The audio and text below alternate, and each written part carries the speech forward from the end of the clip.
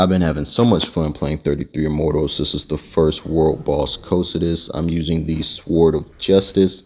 And in this first part right here, if you have your co-op ability fully powered, you're going to want to go ahead and use it so that you and some of the people playing with you can get that bubble, which allows you to take extra damage. And you're going to want to do that before the boss starts, just so that you have extra time to go ahead and smack him in the face and you're not worried about getting that bubble off. This has been like a callback to me. If you've played any MMORPGs, World of Warcraft, Final Fantasy 14, Rift, anything like that, then raid boss mechanics will be very familiar to you. And I actually had a lot of fun figuring out the mechanics of this boss. When you first rush him, you're going to want to burn down as much of his health as possible. We had 25 people make it to the end, which is a lot.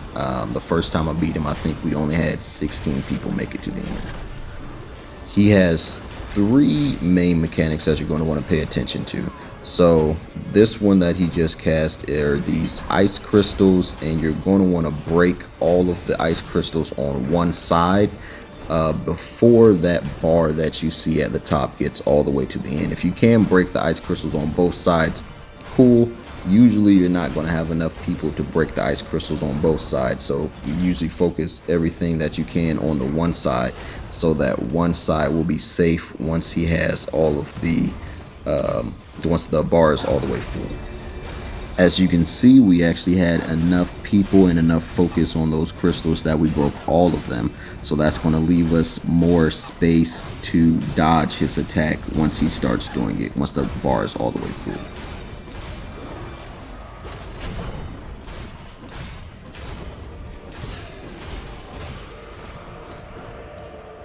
Once he starts casting, you want to get into the zone that's not indicated so that you won't take any damage. Having more people make it to the end makes a huge difference, because if you can see in the top right corner is your co-strike counter, and the higher that co-strike counter is, the more damage you're actually going to do to the boss. The highest I've gotten it was like 60, maybe 70 with the Sword of Justice, but I've seen some people get it all the way to hundreds, and at that point you're doing massive damage.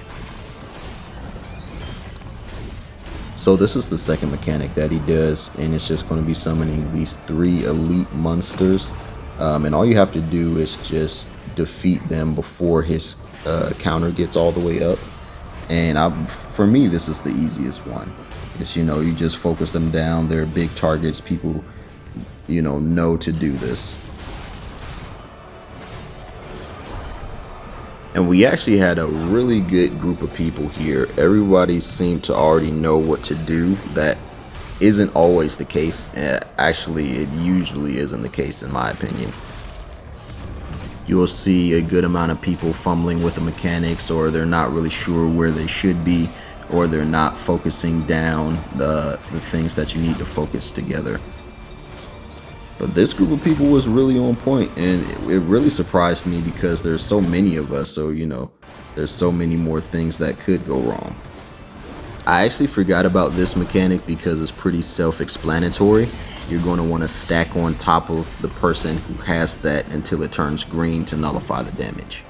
And this is the last mechanic that he has. It's the bracelets. You're going to want to break those bracelets. And usually you only have enough people to break one bracelet or the other, and that's fine, but you're going to want to stay to that side so that you can dodge the damage that's incoming. As you can see, we broke the left side, but if we focus on the right side, we still have enough time to break that. My positioning wasn't good, and we did end up running out of time, so everybody just rushed over to the left side so that we wouldn't get damaged. Again, you want to stand in the area that's not indicated so that you won't be damaged.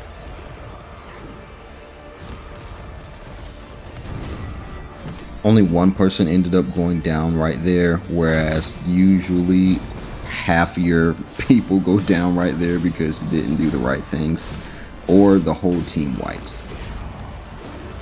So we were able to burn him down the rest of the way, and that's it. That's boss defeated. Now, because this was my second time beating him, I didn't get as much loot as I did the first time beating him. Hope you enjoyed the video. Let me know if you want to check out the game.